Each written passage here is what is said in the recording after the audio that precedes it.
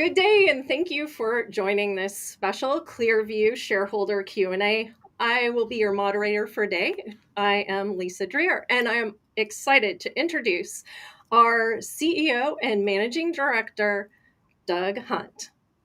Welcome to the Q&A session, Doug. Yeah, morning, everybody. Thank you for joining. For those of you attending online on LinkedIn or YouTube, you can use the chat or comments function in order to add questions to our queue. We have a long list of questions that have come in already, so we will go ahead and get started with those straight off the bat. And the one question that's come in probably more than any other is, we're going to start with this one question, and that is, when will we see more revenue? You've shared an update about a big pipeline, but when will this turn into sales? Well, sorry, guys. I'm just was looking at my other screen. So, yes, we've got a big pipeline, and in fact, the pipeline's increased substantially over the last 3 or 4 months, as we mentioned in our announcement. But it's important to understand that building business takes a long time, and there's very little you can do about that. Buildings need to be engineered. They don't fall down, they don't catch fire, they don't do all these things because there's a lot of engineering inside. However, having said that, we got our certifications, as everybody knows, I guess, in July before last. So there's a number of projects we've been working on for well over a year. And I believe that 26 is going to be the year that we are going to see ClearVue really take the first significant steps to commercialization. So I think we haven't got too much longer to wait. I think that the number of projects we've got and the sort of timelines in those projects are telling me that 2026 we should see some substantial revenue. So everything being well, and we don't have too many delays. We don't have any delays in development applications and all these other things. But I think now we are certainly, without question, in the best position we have ever been going into a year. And many, many jobs we've already done 12 or 18 months work on. And I think you'll start to see those crystallize. So not too much more patience required, I don't think. Okay, great. So moving on to our next question, that is, what development or milestone in the past 6 months makes you most confident ClearVue is on the cusp of commercial scale? Well, I think there's a few of those. And I think that in the basic tenements of business, right? If you have the best product on the market and you can sell that product at a competitive price, then this is going to work. And I think if I look at the particular milestones, version 3 was clearly a big leap. The reduction in the cost and the increase in the power makes the particular vision glass product we're talking about much more saleable, reduces the payback. Maybe the payback's sort of like 25 or 30% of what it was before. So this is significant. Also, the ability to be able to coat the window so it matches the reflective finishes that we all see on high-rise buildings. This is a very important milestone because, as we know from our other products and as part of our strategy has been to make BIPV disappear in a building, this is very important for the vision glass segment. And in fact, those of you that are coming to the AGM in person, there will be some samples. We will be able to see a version 3 window that has the coatings applied. And I think when you see that, I think that'll be pretty impressive. And in terms of other products, the development of the ClearVue double glaze spandrel power pass-through is another big one. The development of the junction boxes is a big one, which they're now in testing, by the way. So we're only a few months away from having those certified. And the last product, of course, which we mentioned in our investor presentation, we didn't give a lot of detail on, is hopefully we will have the world's first 1-hour fire solar panel. And what does that actually mean? At the moment, if you Google BIPV and you have a look at how it's deployed, what you'll often see is that the BIPV is deployed on a concrete wall. And in a tower, this concrete wall is doing the job of being the 1 hour fire barrier. If we can pass this next lot of testing, we should be able to have this product certified in Q1. And once we do that, we'll have the only product in the world that can be the wall. So this is quite a big difference in the way the building will be constructed, and of course, making it much, much cheaper to put BIPV on a building. And it will be a world first product, and I don't know of anyone who's even close to developing this other than us. So I think all of these things in total are just going to the same place of removing the barriers a bit to BIPV and improving the commercial payback on all of our products. Great. Thank you. Okay, the next question is there anything in the current commercial pipeline, deals, pilots, partnerships that you believe the market has significantly undervalued or misunderstood? Well, I think that one of the difficulties in communicating at the worth of this company, I suppose, is the level of technical detail that you need to go into to explain why our products have a competitive advantage. So that is always a challenge. When we're pitching the product, the more qualified the people we pitch to, the more engineers are in the room, the more building people are in the room, the easier it is for us. I think that there's many things in the current pipeline that the market undervalues, and I guess part of that is due to the history, I guess. But I think that both in terms of product and both in terms of commercial potential, our company is not it's not being valued correctly by the market as we stand today. Okay, great. There's several questions that have come in regarding the pipeline. So with this, we'll talk about a particular question that came in, and that was, you've said incoming demand is strong. Can you describe how the profile of the customers you're dealing with today compares to the customers from a year ago? Your recent announcement suggests the pipeline is becoming quite impressive. Without going into specifics, can you give a sense for the types, size, scale of these projects and the product mix currently requested in these projects? Okay, let me think about that for a second. So I think the demand definitely is strong. There's no doubt about that. Whether I would say there's been a difference in the quality of the customer, I would say in the last 12 to 18 months, we've had very high quality customers and or partners in delivering a project. Some of the biggest facade companies in the world, and we're working with some of the larger building companies in the world. So I think that this is just getting better and better. So major industry players are talking to us today that I don't think we would have been able to talk to a year ago. And I think that as we go along and as we continue to expand the pipeline, the projects that are coming, we should see that being quite evident. I mean, in the pipeline, of course, there's a mixture of projects. So some are quite small, sort of like 50 to 100 panels type thing, and some are very large. I think our largest one in the pipe at the moment is somewhere between 8 or 10 million Australian dollars. So there's a wide mixture.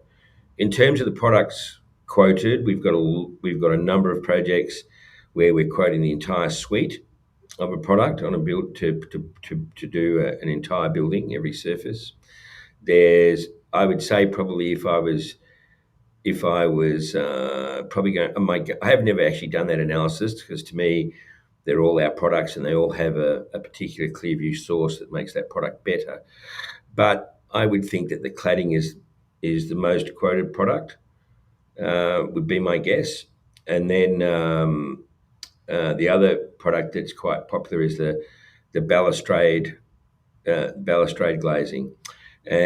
But really on most projects, we are quoting more than one product. So sometimes it's roof light and balustrade, other times it's cladding and balustrade for residential projects. So normally there's a mix, because in alternative energy, it's always about a combination of things.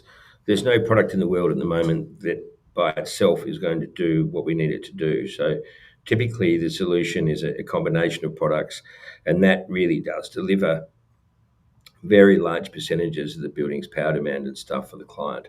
So I think as we sort of grow up over the next 12 months, we'll see more and more where we are looking at doing every surface. Okay. What is the single biggest bottleneck stopping ClearVue from scaling right now? Is it manufacturing capacity, certifications, installation partners, or customer acquisition?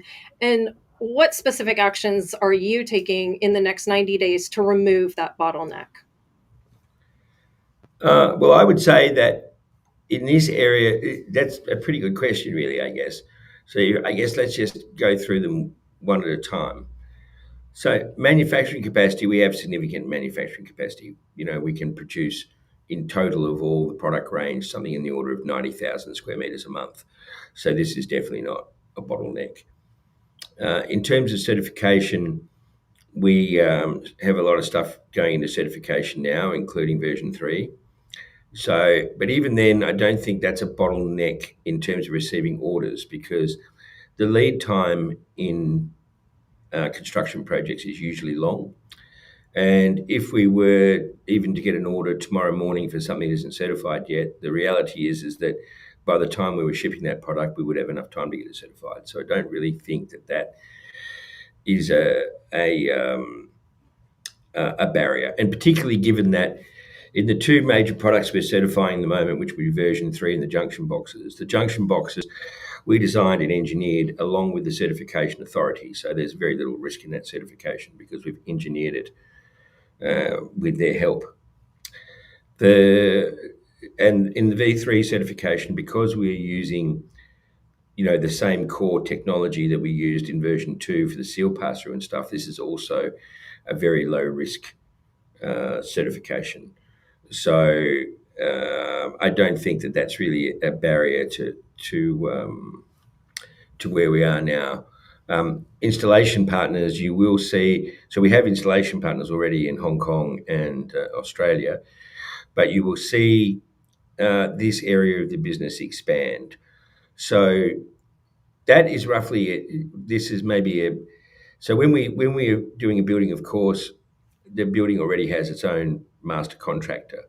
And I would say there's probably 70% of the time the building's master electrical contractor wants to do the electrical install, and about 30% of the time we need to provide an install option. So we will definitely be expanding our install partner network, particularly in the Middle East, and also in Australia. I think we'll add a couple more installer partners in the near future. So while I don't think that's a barrier for us at the moment, we will need to take action and make sure we expand on that base to make sure it doesn't become a barrier in the future. So you will start to see some preferred installer agreements coming out in all of the markets that we've recently entered, particularly New Zealand, South Korea, and the Middle East. Great. Marketing has been.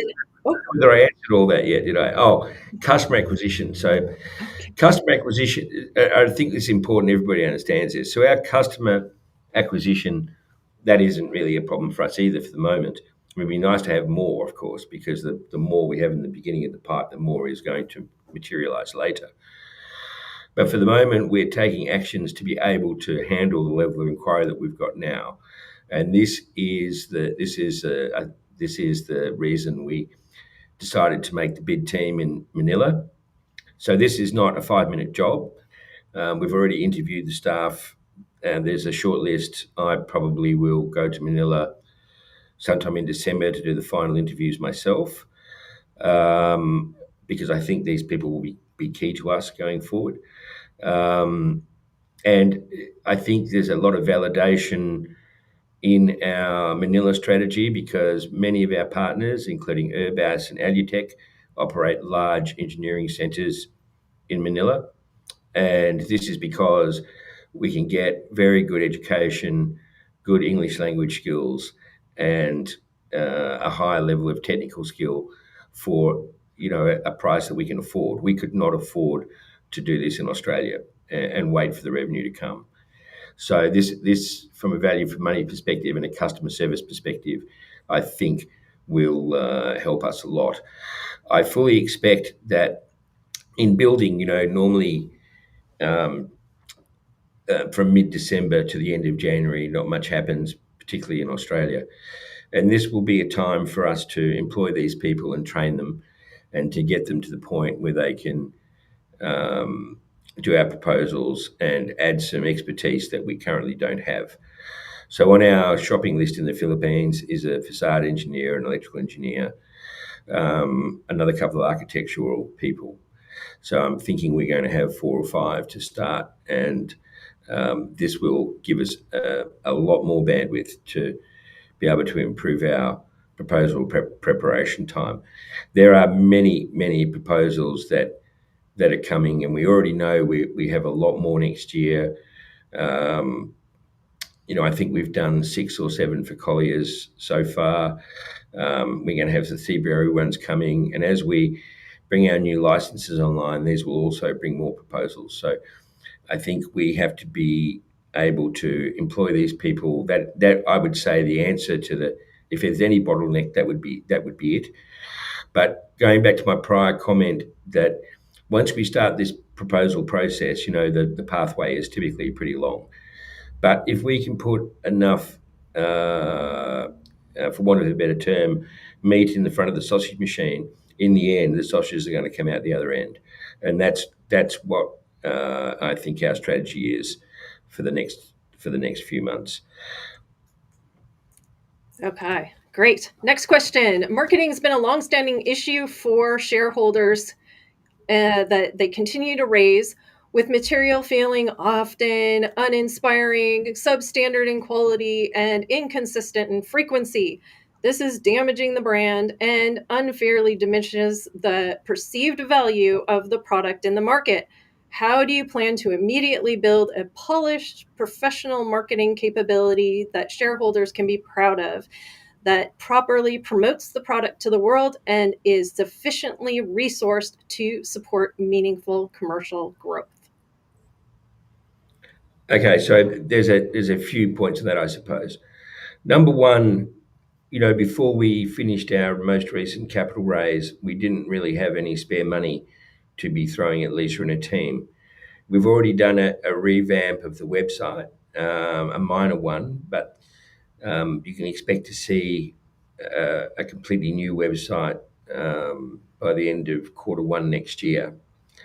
We haven't been sort of super focused on customer acquisition, basically because we've really been struggling over the last month and a half to handle the inquiry level that we've been receiving anyway. And the other point, I think, is that as we bring our partners online, particularly these new ones that we've signed in the last 3 or 4 months, as we bring our partners online, we will be throwing some money at cooperative marketing in those with those guys to make our dollar go a little bit further. So I think our strategy will be that we probably want to be a little bit steady until our new website is ready. Ideally, once our new website is launched, and I think when you guys as shareholders see the new website launch, you'll understand exactly what I mean. It's a bit difficult to explain, I suppose, but our website is lacking in many areas compared to our competitors, and we're going to fix that. And once we have that, then it'll be worth, I think, starting to kick the marketing money out to drive traffic to that website. And I think our strategy will be to be able to sort of 2 or 3x our marketing spend with our partners to get better traction. And you guys can look forward to seeing the beginning of that, perhaps starting at the end of February. Okay, great. When can shareholders realistically expect ClearVue to deliver consistent quarterly revenue above $1 million, and what operational milestones need to occur between now and then? I think the shareholders can look forward to consistent revenue next year. I don't know whether it'll be quarter two or quarter three, but I believe that we will start to see some consistent revenue next year, and I think maybe that number should be more above $1 million a quarter, really. So operationally, it's not really operational milestones. What it is working with our clients. So at the moment, a typical process for us is first we meet the architect, then everything going well, we get spec'd on a building. So that means that all the contractors that are quoting to build that building come to us for a proposal, for the cost proposal to include in their quote. And we have a number of projects in that position at the moment for next year. It's more about going through the process. We are a building material, and we're a new building material. We're a building material that the market only partially understands for the moment. So our part of our sales process is really education. How do we wire it? How does it fit into normal construction methodology? And most importantly, how do we pass the fire engineering of a building? We've got several projects that we've passed that hurdle on now, that hopefully will crystallise next year. It's just a question of the process. Operationally, we have set the company up, I think, for success. We have very strong OEM manufacturer. We have high quality. We have a competitive advantage against every other product in the world, typically, either be in deployment or quality of silicon or warranty or better design of our panels, better fire certifications even today. So there is not really an operational barrier. What the barrier is that we just have to go through the process. We just have to do what we need to do to get our stuff on a building. And I wish there was a simpler answer, but this is not like sort of selling Girl Guide cookies, and it's not like even selling big capital goods. If you were selling a dump truck to a mine, that might be $250,000, but the dump truck's already made, it's already all certified. And, we have to, you can drive out there and give the guy another 20 grand off to try and get an order.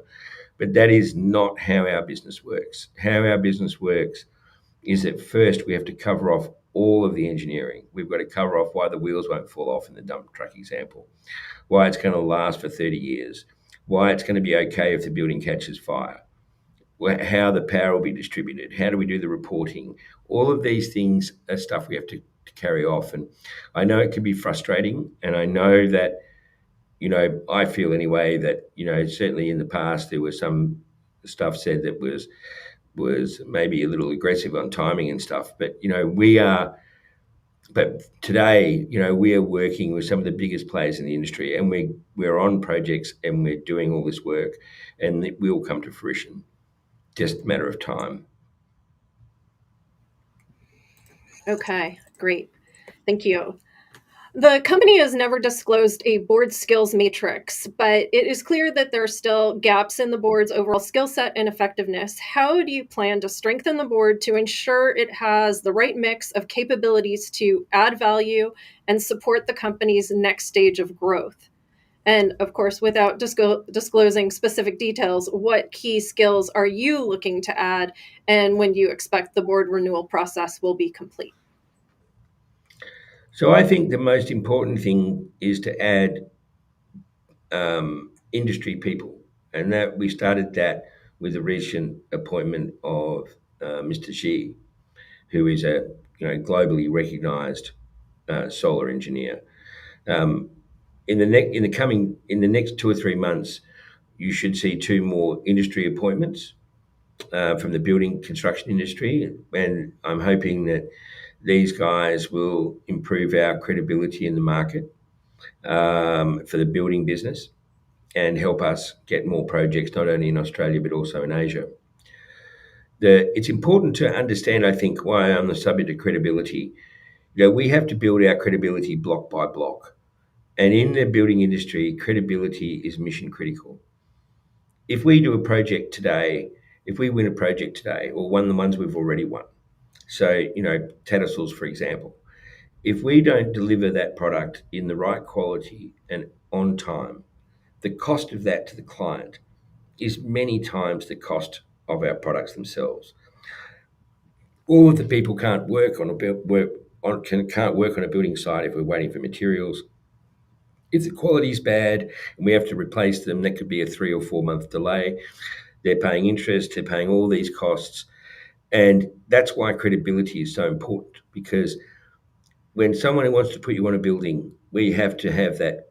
They have to be able to believe that we're going to deliver quality products on time, and this I think we've already evidenced in the small number of projects we've done so far. 100 St George's was delivered on time. The Nigerian project was delivered on time. Prefabulous was delivered on time. And we're on, Tradisols won't deploy until mid next year, but we are on track to deliver that on time as well. So all of these things are extremely important in terms of our industry credibility. And as we move along and we get better and better and better, this will equate to more and more inquiry and more sales. So as I said, it's a slow process, but part of the board structure should be the board members we appoint should be one of their reasons we should appoint them is to build our credibility. Now, in terms of governance, I want to talk specifically on that. So we are actually going to have some director training next year and training for the top, the next level down, all of our C-suite level employees on corporate governance. Now, as I've said before to a lot of you guys, I think, my knowledge of public companies you can write on the back of a postage stamp with a texter. And that can't continue if I'm going to do a good job for you guys. So myself and a couple of directors we're going to appoint next year, as well as some of our board members now, we'll all be doing director training next year, including the Australian Institute of Directors course. And we'll be investing in our people and investing in ourselves time-wise to make sure that our government's program and that when we execute our responsibilities as a director, as we're supposed to do. So you can rest assured that there'll be a little bit of investment there and a lot of investment of our personal time to get those qualifications locked away. Excellent. Thank you. The 3 million director rights appear substantial, particularly given they were issued at a nil cost to directors who have limited day-to-day operational output. Why not allocate the same amount through the recent capital raise to strengthen cash reserves and fund full-time resources in underperforming areas, or alternatively direct performance shares toward employees who have a direct influence on the company's future through their day-to-day work? Okay, so I think one thing that we all need to remember is when we did all these changes, that it wasn't exactly without risk for people to become a director of this company. Now it is probably, but back then it wasn't, because we hadn't secured the capital that we needed, and that was some hard work. But I would point out, and maybe some of those comments are valid, and certainly we will need an effective employee share program. There's no question about that. We did think about putting it in the current notice of meeting, but I don't think we were really ready, and we hadn't sort of polished the corners off. But I think we will probably hold an EGM sometime in the first half next year once we've got that done. But it's worth saying that as far as the directors are concerned, these at least are alongside what I said in the webinar a long time ago, where I said that any share option program, whether it be for the directors or for the staff, has to be linked to the share price. And I think these options vest, or these performance rights vest. Excuse me. These performance rights vested. First one's vested 30 cents, which I think is roughly a third of it, or 300,000 shares each for Teresa and Michael. And then they vest at 50, 75 and $1. So the underlying thing is, I guess, is that if their input helps us get to those share prices, I think this is something that is probably worthwhile for all of our stakeholders, because at the end of the day, with our current trading price, even 30 cents is double where we are today. Now, as I said, I completely think that the company is massively undervalued at that. But in the end, there's not a free lunch here. So I think that if we can get to $1, these sort of share option numbers are probably not, to my mind anyway, at least not too unreasonable. But as far as the ESOP's concerned, again, this ESOP will be completely transparent. Shareholders will need to vote on this. This is not something that we can decide as a board, or that an ESOP has to be voted by the shareholders. But the principle of the ESOP basically is that we need to be able to attract the best talent, and we need to be able to reward the talent that we've got if they perform. And in the end of the day, in a public company, performance is best measured by the share price. And as I said before in the last webinar, any ESOP will be linked to the share price. And if we're going to turn this company into $1 billion plus entity, then we're going to need some good people. And the right ESOP is important to be able to attract those resources and retain them. So anyway, this will be no doubt discussed at length next year as we ask you guys to approve it for us. But hopefully we'll be in a position to talk to all you guys about what we've got in mind before we hold an EGM next year. Okay, moving on. Could you please commit to a quarterly webinar and Q&A, as it gives shareholders an important opportunity to hear progress directly from management? So I think we can do that. I think an appropriate time for that is probably about like we're doing now, I guess, maybe 2 or 3 weeks after each quarterly. So I'd be happy to do that. If you guys want me to do that, I'm good with that. No problem. Okay, great. Where do you see the company in 12 months' time in terms of commercial traction and operational progress? Well, I see that the company is going to be in a different place by the end of 2026. That there's just so much going on at the moment in so many ways, so much of acceptance of our products, so many people who are supporting us. I really think that next year is going to be our year.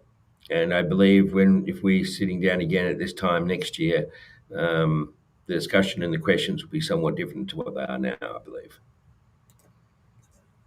Thank you. What is your view on why the share price has retraced so sharply, and what do you believe is needed to rebuild investor confidence? So I think there's a few elements to that. The first is, as much as when we did the raising, we tried very hard to take the best deal for shareholders in terms of dilution.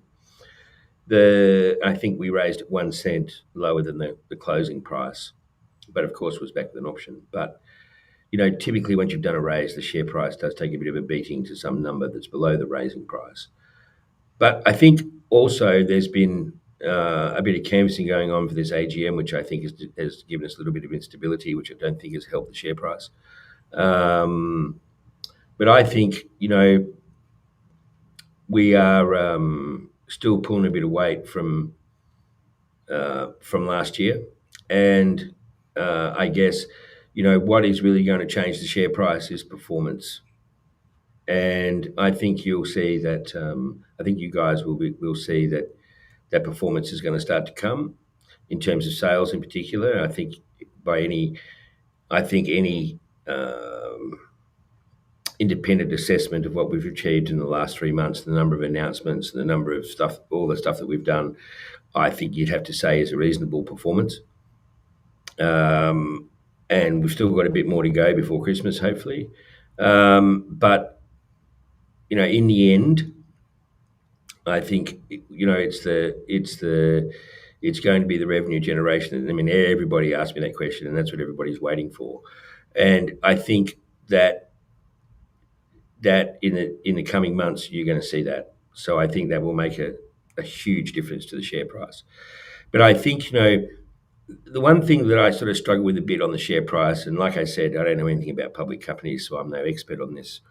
But I think right now our technology is also quite undervalued.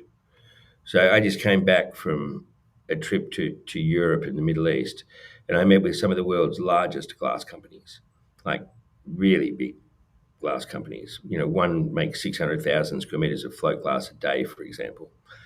Um, and the reception for our product and our product engineering was really, really good. And in fact, I have a follow-up meeting in Hong Kong with those guys in 2 weeks' time. But I think that because of it's very hard for me to explain it in simple terms. But what I can say is engineering-wise, we have the best products in the world, and I do think that is being remarkably undervalued by the market for the moment. But also, I get that is my problem for not communicating that well enough. And what I can tell shareholders is that I have a program of shareholder engagement. We are not going to do investor relations as it was done in the past, where we call people when we got money, when we need money. What we're trying to do now is to make it a professional program of engagement where we're out there talking to investors all the time. And it's going to take me a little bit of time. Most of our product presentations usually run for 2.5 hours, and there's a lot of data to transmit in these investor presentations. But I'm speaking at an investor conference in Sydney next week. I already have, I think, 7 appointments to pitch funds where I can explain to them what the benefits of our technology are and why they should invest in ClearVue.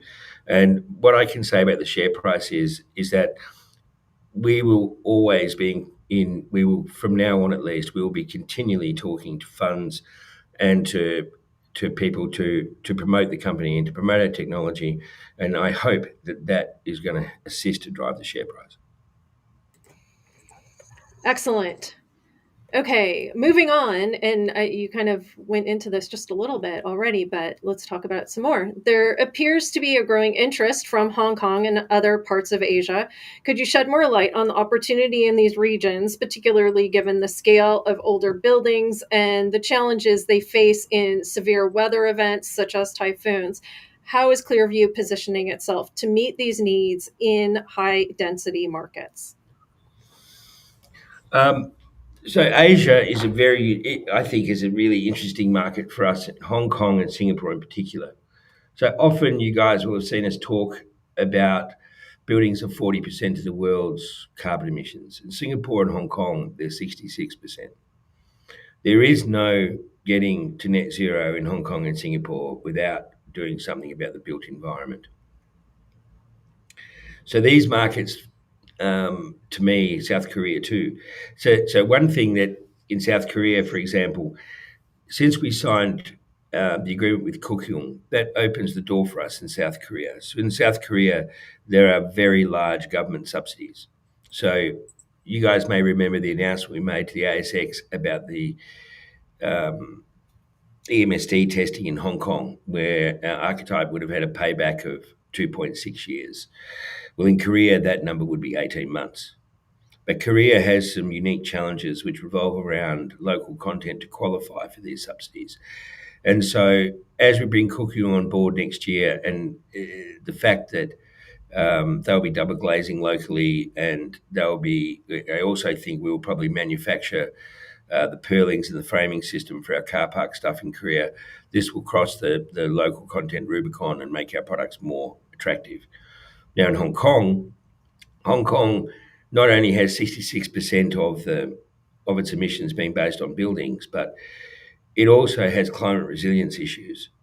So what does that mean? What's climate resilience? Climate resilience is as weather conditions worsen and as they get more typhoons, and the typhoons that are coming are stronger, it means that the building standards where a lot of the building park, or PARC park, in Hong Kong, the facades are quite old. And also, the quality of the glazing in the facades is usually pretty poor. So there's a lot of single glazing a lot of and that isn't good for the building thermally. So we did it. For example, we did a site inspection on a building where we're going to do. Hopefully, we'll do a refacade on next year. That is, and it had blue tinted glass, and this glass was shocking for the building's thermal performance. So there's a big opportunity in these markets for our product, provided we can deliver the thermal benefits and we can deliver the generation. So, as I've said many times, ClearVue's products are about reducing the energy use of a building. That isn't just the generation; it's also how the product has better thermal performance to reduce the need for air conditioning and stuff. And there is a big opportunity in Hong Kong. We've already been doing some work on some special stuff a little known fact, for example, is if you're refacading a building in Hong Kong, because of the climate resilience issue, the wind load standard the original facade was built to is no longer valid. We have to strengthen the facade to be able to accept 30% higher wind load performance. So we've already worked on a design and how to do that, how to strengthen an existing Mullion system, and we will be engaging in Hong Kong to a much deeper level next year. More Green Building Council stuff. Hopefully, we're going to put together a steering committee from the industry and government to start removing the barriers to BIPV in sort of funny tax things and stuff that exist up there.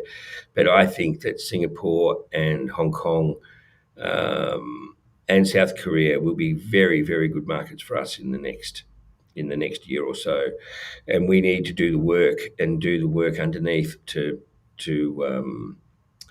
take the barriers away from deploying our products and so they can go where they need to go. There is no net zero in Hong Kong unless the built environment is fixed, and we need to be an integral part of that process. Fantastic. Okay, the team has been active across several countries in recent months. Without sharing any sensitive or confidential detail, can you explain which regions the team has been visiting and the general purpose behind these trips in terms of future business opportunities and market development? Well, so there's been a fair bit of travel. I mean, personally, I had a one-on-one meeting with the chief executive of AWST, and the AWST are a very, very large company, and that was very good in terms of improving our interface. We're already working about 6 projects with them, but there's going to be a lot of good stuff coming there next year. We also met with some of the largest facade companies and largest glass companies, whether it be coating. Like in one case, we met with a coating. So there's 2 types of coating in glass. There's a pyrolytic coating or hard coating, which is we work a lot with it already. So we went to a factory that is the world's best at that particular technology. We went to another factory for soft coating. So soft coating is put on after the glass is processed, and I needed to understand exactly the vacuum pressures, the temperature application, the methodology, so we can design a widget that will enable us to soft coat a solar panel after it's made. But all these people, when we make a presentation, we never get told, your stuff isn't any good. We gave, I think, 5 or 6 presentations in Switzerland, in Germany, in Poland, and in Qatar on the last trip. And the general feedback from those presentations is that is the best presentation we've ever seen on BIPV. And that's why I think I'm so confident in our engineering and in our products, because, these guys are not small players. They've forgotten more about glass than I've ever known, certainly. And if you're getting that feedback from major industry players, this cannot be a bad thing, both on the facade side and on the glazing side. So I think, as I said in the beginning of this Q&A session, if our products are the best, and if we can maintain a competitive advantage by R&D, and we can deliver them at commercial paybacks, the business will work. It just will. Okay. Are you going to raise more money in the next 12 months? Given the cash burn, it seems like every 9 to 12 months you will need to raise more money. What steps are you taking to protect shareholder value if you need to continue raising funds? Well, I would say that we are always mindful of shareholder value, and to some extent it will depend on how our share price moves because of the way we did the last capital raise with the options. It may well be if the share price performs well on the first quarter, we won't need to do any fundamental fundraising. But having said that, there is a chance we will need to do that, and I guess you guys can look. We will try to do that to affect minimum dilution. And I think that, what some of the technology we're about to deliver, in particular, the fire stuff we were talking about before, this will have a major impact on our ability to raise and in the price in terms of that raise. So I think it's sort of a threefold strategy. So hopefully we get some more sales on the board before we have to do the raise again. We will certainly have good visibility on our product suite and the next level of advancements. We've got a couple of world-first products, not just the fire ones, that we'll be releasing next year. I think they should also position the company as that if we have to raise, the dilution should be minimal. So, but we have to deal with what we have to deal with in this, and we'll try to do the best deal we can every time. And that's the promise I can make to you, that is what we will do. Okay. Are you reducing the focus on the US and focusing more on Asia and the Middle East, given there seems to be a willingness in these geographies? Obviously, you've already covered Asia a bit, but perhaps talk about where the US is going as well as the Middle East. So the US, we still have an employee, well, Lisa as well. So we've got 2 employees in the US. The US, we have cut the expenses there by about, I don't know what the percentage would be, but well over 90%. And that's because the regulatory environment in the US at the moment is not really somewhere where we think we are going to get massive sales for the moment. So one problem is partially in our control, which we'll try to deal with this next year coming. And that is about where we manufacture our products. So if we were to manufacture our products in Taiwan or potentially in South Korea, we would have a lower tariff barrier to what currently exists in China. But so this is something that we probably need to look into, and we will look into.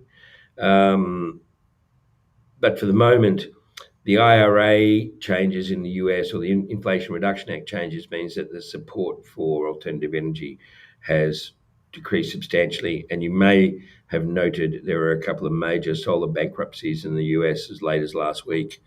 So this is a market where I think we want to maintain a presence, and we want to try to grow where we can in a logical way. But I don't think that, at least for the next couple of years, that this will be a market where we intend to invest a huge amount of money. We just don't think that the regulatory environment and the tariff situation as it is currently is in our favour, particularly given the inconsistency. I think everyone knows in business that what you need from government is consistency. And in the US at the moment, that lack of consistency, because of our long lead times, we could potentially commit to a project, and then in 6 months' time, our panels could be twice as dear as they were when we committed to it. And this is not an environment where we want to take that risk. And I think that what we're starting to see in the US economy now is a lot of businesses not taking that risk. So I think this is much more of a watch and then act when it's the right time type scenario. In the Middle East and in Europe, however, that's different. In the Middle East is a unique market because it doesn't focus on paybacks. The US, because the price of power is so low in the Middle East, the payback is generally longer. But many of the countries in the Middle East are trying to prepare their economies for lower fossil fuel sales, and are trying to act more sustainably. So there's many projects in the Middle East actually, and we think that this could be or will be a pretty significant market for us, given the strength of our licensees in that market. In Europe, we have only just really begun, and I think that we'll have a lot of activity in Europe next year in terms of new license partners, and in terms of, and I think that that is an area where we can do something really special. There was also a bankruptcy in Europe last week, or a company put into administration that used to make panels in Poland. So I think all of these things are sort of going to the fact that our model is right. Our OEM manufacturing model is right because it's sustainable and we can produce things at the right price with minimal investment. So hopefully, I think I've said before that I believe our OEM web, if you like, or network is probably one of our most valuable pieces of IP. And probably I should have included that in that other question where I think the market's undervaluing us. And this is another reason I think the market's undervaluing us. We've put together a wonderful supply chain that enables us to do everything and at high volume, whether it be make the panel, whether it be double glaze the panel, whether it be frame the panel. All of these industry expertises we've put together to be able to deliver the complete product if necessary. And I think that, and all of that at a compelling price. So I think that this is really quite undervalued. And I think when people look at our model compared to other people in the industry, our model is so capital light compared to our competitors that this puts us in a very good position, in my opinion. Excellent. Okay. The next question is, how are you managing expenses while also managing how much you will need to raise? So this kind of goes back to the whole fundraising question, but this is more of a expense question. Well, if you guys have looked at the last 4C, you will know that all the actions we've taken on reducing the company's expenses have not crystallized yet. And that's because, when we restructure, we have tails. We've got to keep paying people for notice periods and so on and so forth. And I think the last of our tail finishes in December. So even the next 4C won't be where we will be at the end. But what we certainly have done is made major impacts on the company's cost base. I mean, we are almost half, or we will be, or at least almost half of the prior burn rate. So this means we can elongate the period between raises. It also means that we are more attractive to investors because clearly, if we don't have to spend so much money, we can last longer for a given dollar before the sales come. And I think the combination of what I can see happening in the sales pipeline over the next few months and the reduction in the overheads and the game-changing new technology we're going to launch, I think is going to position the company very well next year. Super. Thank you. What steps are the new management team taking to drive sales? And how does this differ from earlier on or before this team was in place? Well, most mornings we're trying to get sales, I would say, by interfacing and picking up new projects. We are still picking up, I don't know what the average would be now. It's probably come down a little bit in the run up to Christmas. But, last week I think we picked up 4 projects, something like that, which is still a vast improvement on where we were before. So I would say what we're really trying to do really comes down to 3 things. Number one is we have to build our credibility. And I think we're doing that off a reasonably low base, but we are getting there. And I think one of the big differences and one of the big reasons for the increase in inquiry we've had since we started to restructure is that the industry, I think, gives us a lot more points than they gave the prior management team, to be honest, in terms of credibility. So I think that's been very helpful. We also are trying to drive it via partnership. So, as I said, in Hong Kong in particular, we're reviewing a heap of buildings at the moment. There's 2 or 3 projects there that we'll be doing some testing on in terms of deciding what glass spec, and I'm hoping that both of those will crystallise next year. There's so that the technical interface is a thing, and then the last thing is the R&D is always about sales. We are not R&Ding anything or putting a dollar into R&D on anything that doesn't have a direct relationship to converting sales. We will R&D stuff that is giving us a competitive advantage, and where we have a clearly identified need or gap in the market where we can make our product better than our competitors. So I think we've done that very successfully over the last 2 years, and we are going to continue to do that. And I think that will be a winning strategy. We have to have a technical lead. We need to keep that technical lead, and I think really they're the three factors. In the end, if you have the best product in the market, you are going to get sales as long as the price is reasonable. And if there's one takeaway I want everyone to take from this call, is that we do really have the best product in the market. Everybody tells us that, and that's not just me making it up, and we can deliver at the right price. And I think that's why we're starting to get so much more inquiry, and the sales will come off the back of that inquiry without question. Thank you. Given this company is meant to be driving the future, I think some consideration should be given to having a younger face and well-spoken person in front of the camera, at least for online content and for ads. Well, there's one thing for sure. I'm definitely not planning to be in any ads. Shareholder calls and stuff are fine, but there is no way I'm going to be pointing at a product on a TV screen. So I think that's a fair comment. We have some very smart young staff, as I guess some of you guys have met. So so we'll take that on board, I think.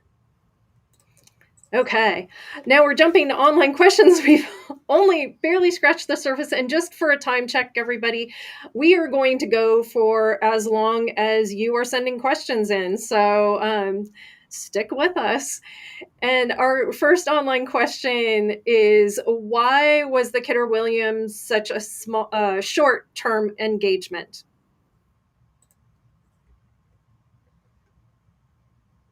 Well, Kidder Williams was, David Williams, a really clever guy, and Harry Lusk, who many of you met, I think, also a pretty clever young bloke. Part of their engagement was to help us with the capital raising, and we took a commercial decision that the way they wanted to do it was probably not the way we wanted to do it, and I think we delivered a better commercial terms for the shareholders as part of that. So that was really just a commercial decision, but we still have a good relationship with them. I've still got David's number on my phone. Yeah. Okay.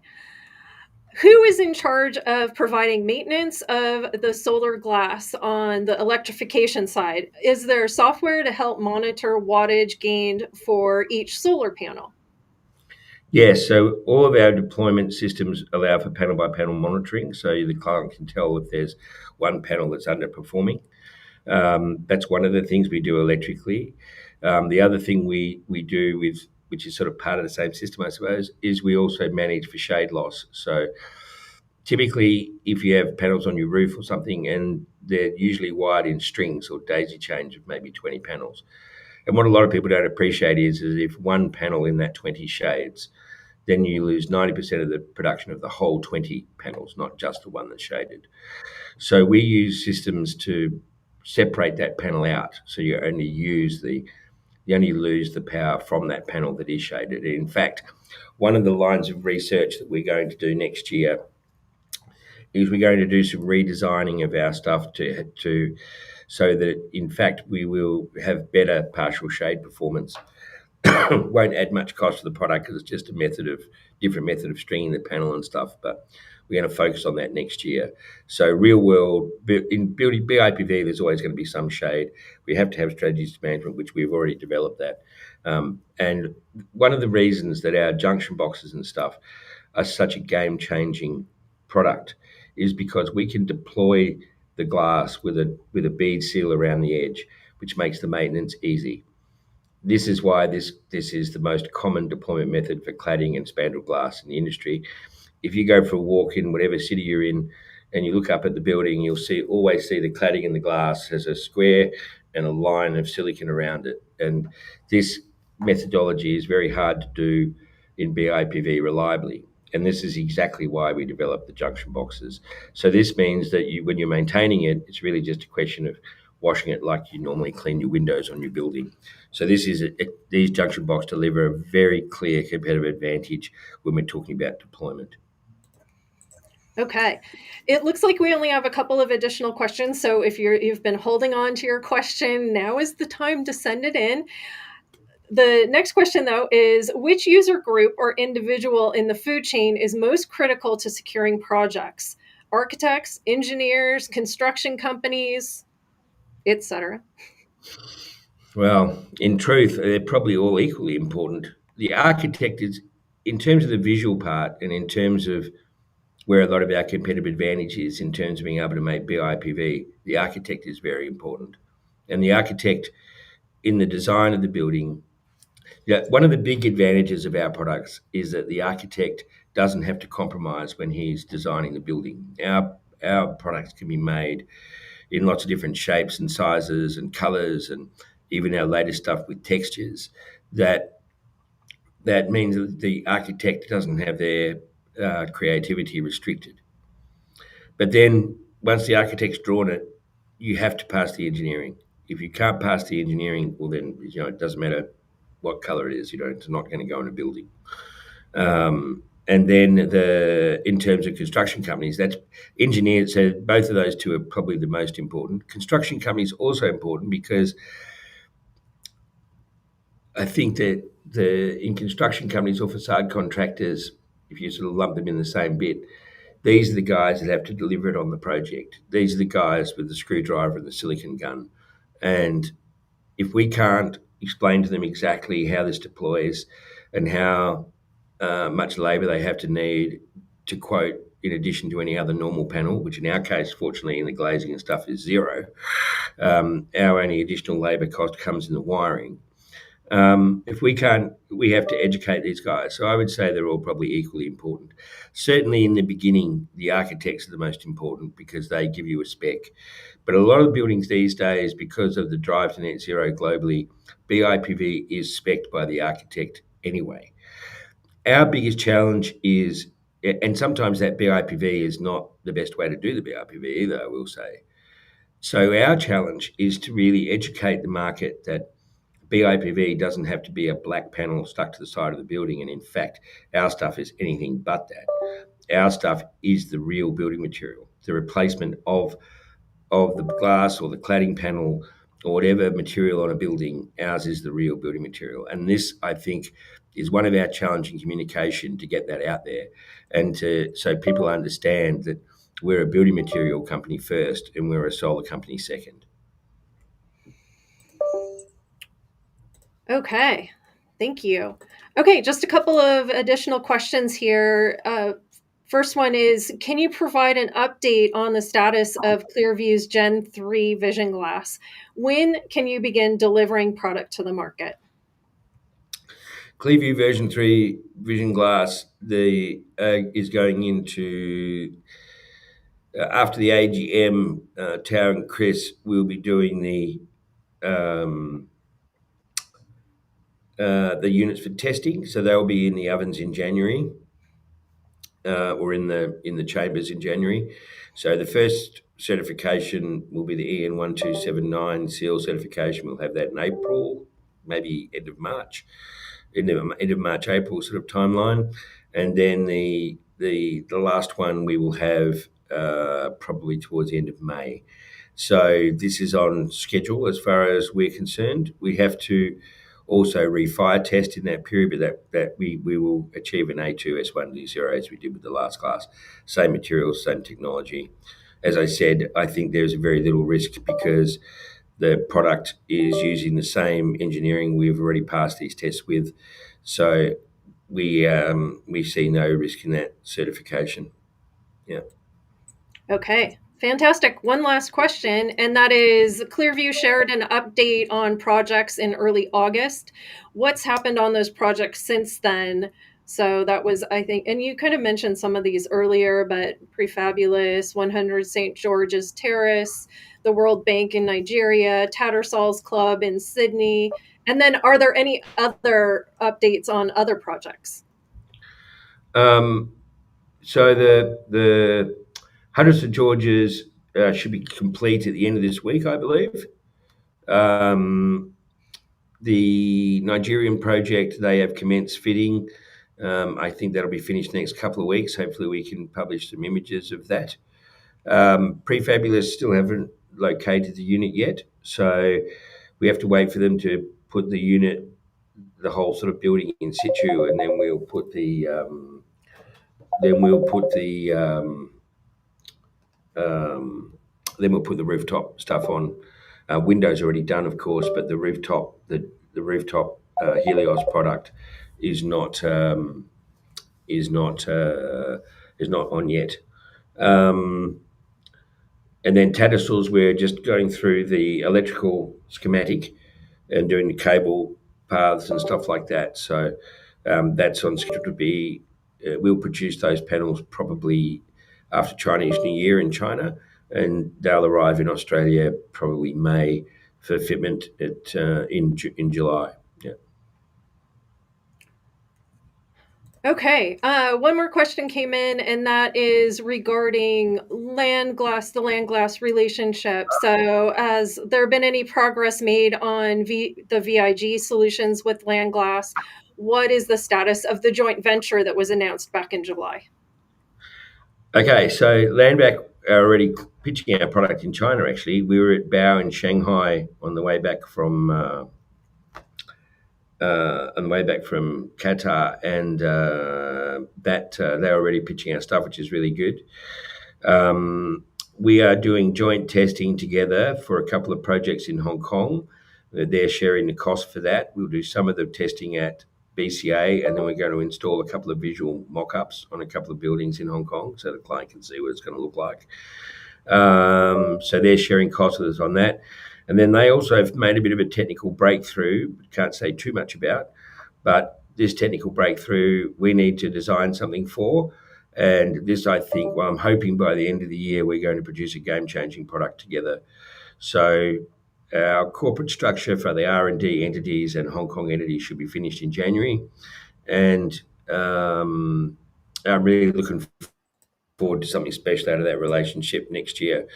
We not only are they already doing the sales for our current stuff, but we have a pretty aggressive R&D pathway, and I think we're going to see some really cool stuff coming out of that by the end of 26. Okay, one more question. They keep coming in. So this one is regarding the ClearVue Helios metal backed solar solutions, and what types of have we seen any opportunities come in for the rooftop and or the car park solution? Yes, already we have tenders out for that.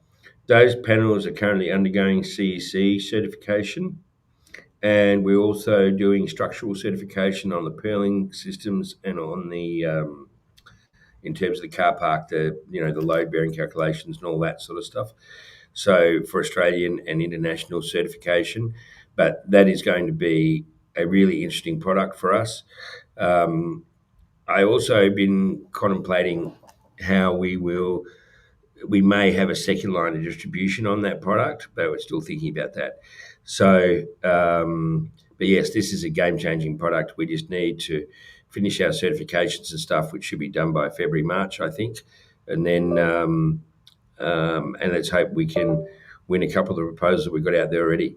But I think that this will be, this product has so many advantages, and the cost, the numbers are working so well on this product. I really think this is one of those things we just got to get all of our ducks in a row, and it's going to be a successful business. Excellent. Okay, I haven't received any other questions, so I do want to thank everyone for joining us here today, and for Doug, for you being here and giving us such great background and honest, transparent answers to all of these questions that have been asked. Any Thanks. final thoughts that you want to leave us with?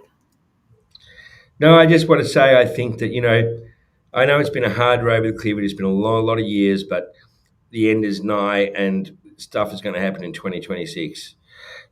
We I hope you guys will stick with us and see the benefits of our labor in the coming months.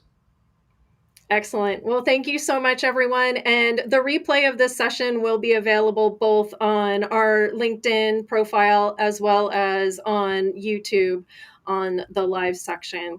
So thank you for joining here today. And we look forward to seeing you at the upcoming AGM in Perth. Oh, one thing I do want to say, could please make sure everybody votes. Yes. It's vitally important in this AGM for you guys to support our notice of meeting, and I would really appreciate the extra effort it will take for you guys to get online and vote. But it's critically important for the company that we know that we've got your support. Absolutely. And if you do have any questions about your voting or the process, you can send a note to to hello@clearvuepv.com. That's hello@clearvuepv.com. Thank you all again for joining us here today, and we'll see you again next time.